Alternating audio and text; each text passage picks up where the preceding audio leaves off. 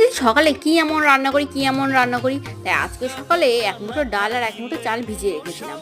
এবার মিক্সচার বাটির মধ্যে চাল আর ডালটাকে দিয়ে তার মধ্যে দুটো লঙ্কা আর 4-5 কোয়া রসুন দিয়ে ভালো করে পেস্ট করে ওই পেস্টটাকে একটা বাটির মধ্যে ঢেলে নিয়ে ও তার মধ্যে কিছু কুচনো পেঁয়াজ, লবণ, হলুদ আর কালো জিরে দিয়ে ভালো করে মেখে একটা লাউ পাতা নিয়ে নিয়েছি। লাউ পাতার ভিতরে পুরটাকে ভরে এপিট ওপিট করে ভালো করে লাউ পাতাটাকে মুড়ে নিয়েছি। এইভাবে আমি প্রত্যেকটা লাউ পাতা মুড়ে রেখেছি। মোড়া হয়ে গেছে, এবার আর কি কড়াইতে তেল দিয়ে তার মধ্যে একে একে আমি এই প্রত্যেকটা লাউ পাতা দিয়ে ঢাকা দিয়ে এপিট ওপিট করে আস্তে আস্তে ভালো করে ভেজে নিয়েছি।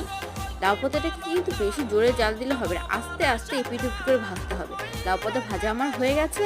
এবার গরম গরম ভাতের পাতে এই মুসুরির ডালে পুর ভরা লাউ পাতা আর তার সাথে নিয়ে নিয়েছে একটা কাঁচা লঙ্কা। কাঁচা লঙ্কা ডলে এই পুর ভরা লাউ পাতা দিয়ে ভাত মেখে গালে দিতে মনটা একেবারে জুড়িয়ে গেল।